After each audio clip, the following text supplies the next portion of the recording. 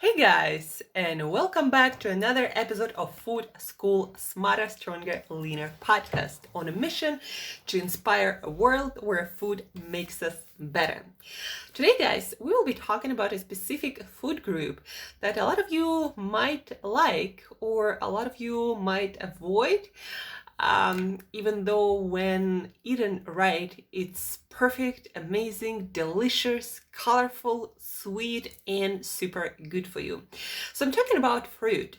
A lot of you guys listening to this podcast either on keto or low carb diet or watching your sugars or might have heard something about fruit being having too much sugar and not necessarily being good for you. I've been into low carb eating for quite a while, and in summer I tend to eat more fruit because it's the season, because it's available, and because it's super delicious.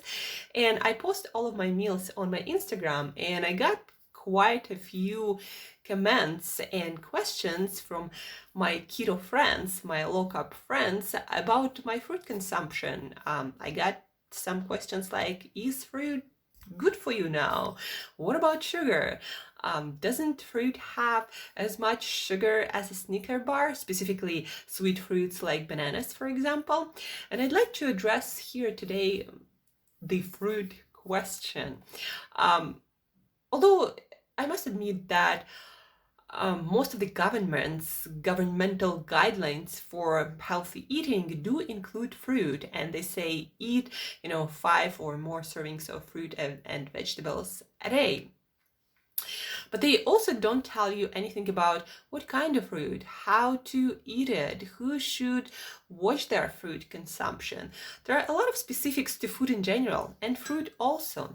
So let's address the sugar question. Doesn't fruit have as much sugar as a Snicker bar? If you count carbs, it might have. I'm not sure. Never counted the carbs in a Snicker bar and any fruit that I'm eating. You might know better about that.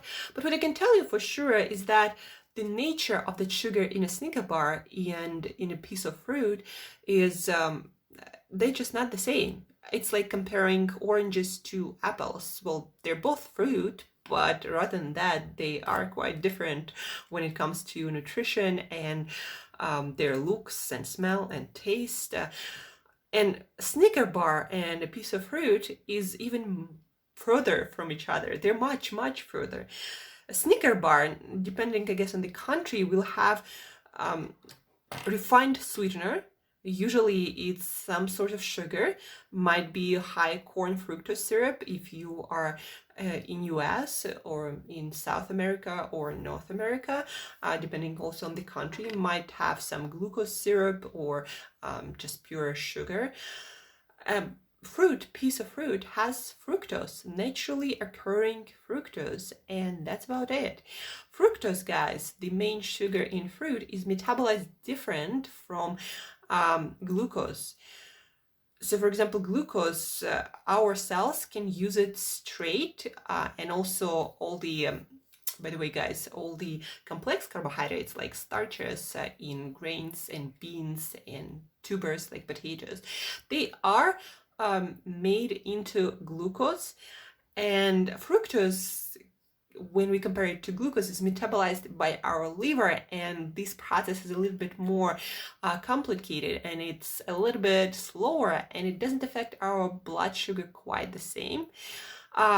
Plus, guys, a Snicker bar is a processed food, a piece of processed. It's not even food; it's like junk, but it's processed.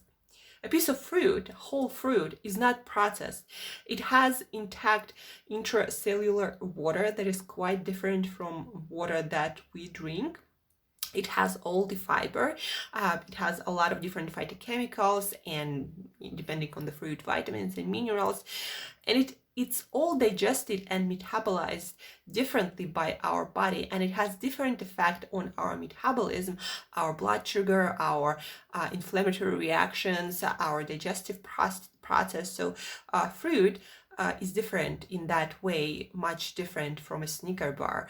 So comparing sugar in any candy or cookie or Snicker bar to fruit, you can't do it, because those are just not the same substances on molecular level and on so many other levels. Again, Snicker bar is a very processed substance, anything in it, whereas fruit is a different kind of fruit.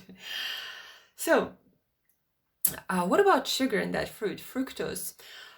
If you have a healthy metabolism, guys, and you consume fruit whole, meaning not juiced, not smoothed, not dried, and in moderation, it's actually quite an amazing food. And fructose combined with glucose that we usually store in our liver and in our muscles, it's the best fuel for recovery, especially for athletes. And also, if you think about all the other aspects of fruit eating, like fiber, intercellular fluids, or that activated water, and then vitamins and minerals, it has a beneficial effect on our health. It seems to alkalize our internal environment and be anti-inflammatory. But again, it's all depends on your specific health situation, how healthy your metabolism is, how active you are, how does your pancreas works, like what's going on with your blood sugar levels in general, with your insulin levels. Have you screwed up your metabolism already?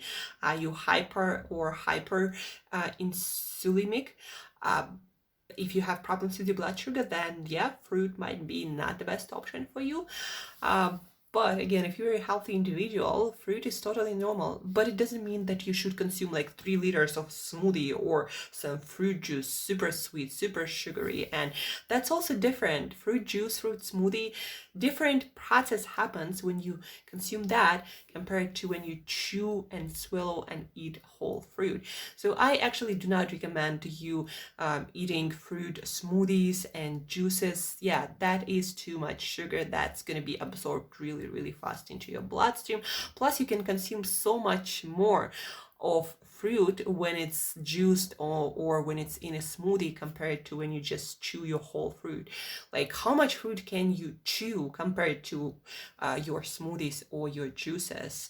And plus, again, the absorption rate in smoothies and juices can be much higher. When it comes to dried fruit, you're going to have much more sugar, and you'll be able to eat much more of that sugar, even if it's fruit sugar, fructose in dried fruits and smoothies and juices compared to whole fruits. So fruit is good, but you gotta eat it whole as it is. And also, because how fruit is digested, or because of that fructose and a specific kind of sugars, and because of our digestive environment and our intestinal environment, fruit consumed with certain foods might start to ferment, creating gas in digestion, and yeah, it can spike your blood sugar and create pro-inflammatory substances. And so to avoid all of that, fruit ideally has to be eaten on an empty stomach, meaning it's either going to be your first meal of the day before anything else, or considerable amount of time has to pass after your last meal, high in other foods and specifically fat and protein. The bigger your meal, the longer you have to wait before your stomach is officially empty and you can consume fruit on an empty stomach. My personal practice and what I recommend people to do is to consume fruit first thing in the morning. If you're someone who loves fruit, that's when it's the best, when it actually helps your also your digestive tract to cleanse itself. So consuming fruit first thing in the morning, first food of the day, that's the best practice. And the beauty of eating fruit that way is you can eat all the fruit you want. Again, moderation, eat slowly, don't go crazy. You can eat all the fresh fruit and then wait for 30-40 minutes, and then you can add or eat other food. So for example, you wake up, you exercise, you eat some fruit, and maybe later you have a bigger brunch, breakfast, or lunch. So again, you have to just wait 30-40 minutes for fruit to be digested and to be emptied out of your digestive tract. And then you can add maybe you can eat some eggs or whatever that might be that you would like to eat for breakfast, and that is more filling and has protein and fats that we also need. So fruit first and then the rest of the stuff. That's the best way to eat your fruit. For somebody whose digestion is especially sensitive, like mine is, you might also look at eating your sweet fruit first because they are digested faster, and the digestive environment needed to digest sweet fruit compared to sour fruit and berries, for example, it's also a little bit different. And the best way to eat your fruit is to start with sweeter fruit, eat it slower, and then go to more acidic fruit that will require more acidic environment compared to sweet fruit that needs more alkaline environment in our stomach. And that will just make the digestion process of that fruit much smoother. So sweet fruit first, like maybe bananas or papayas or mangoes, and then you can go to berries, things like apricots, things like, what else is sour? If you eat like grapefruits or limes or lemons, those are also acidic. Pineapple, for example, might be also quite acidic depending on how ripe it is. And so sweet fruit first, sour fruit after or last. And then melons, like watermelons or regular melons, the nature of that fruit, it requires, ideally you want to eat it alone or first thing, and then maybe in 10-15 minutes something else, because they are super water rich, they require very alkaline environment, and they are digested the fastest, and they do not cause any digestive issues usually if you eat them first and separately, and they might cause a lot of digestive issues if you eat them after or with a lot of acidic fruit, or especially if you eat it after eating fats and proteins on top of your meal, like a dessert. Maybe you have like a whole lunch or dinner and then you eat melon on top of it. That might feel really uncomfortable in your stomach later. So those are the basics of eating fruit for health.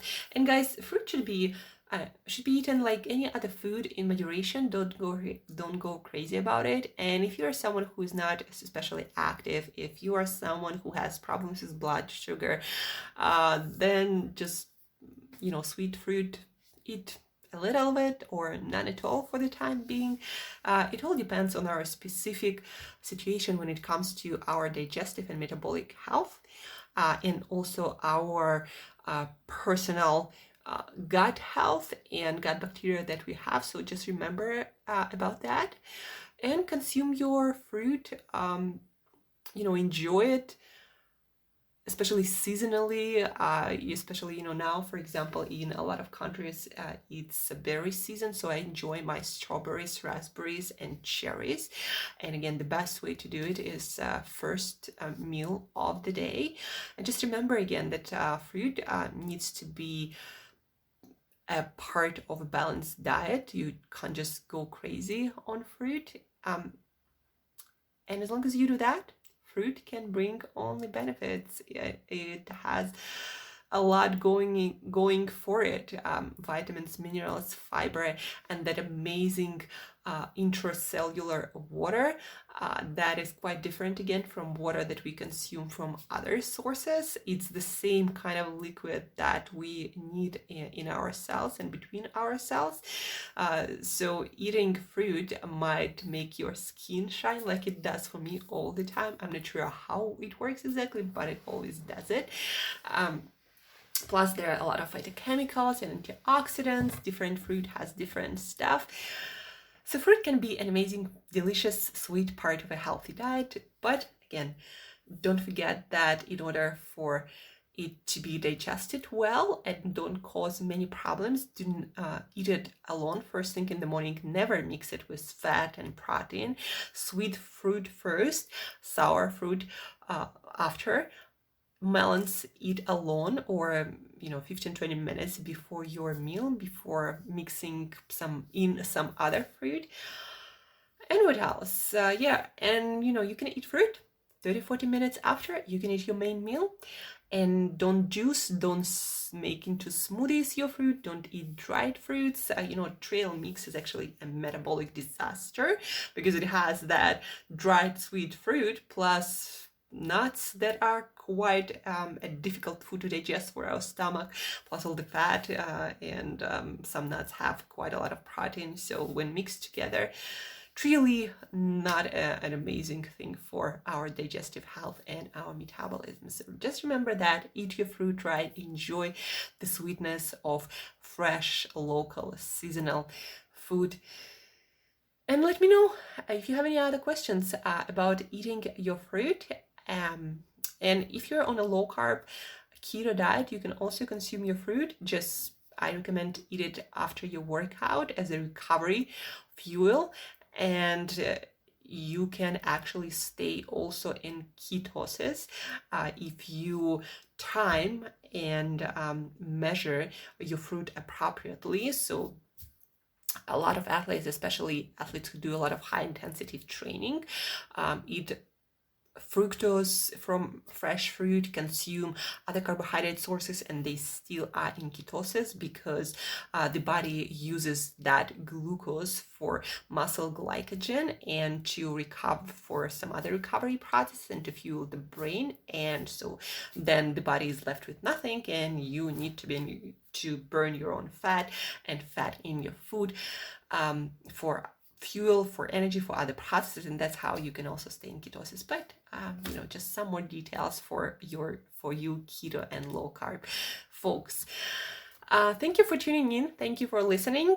Share this episode with another fruit lover so you could enjoy your fruit together, enjoying full benefits of it and no negatives. So share this episode, re-listen it, ask questions if you need more details. And as usual, guys, till next time, eat better daily.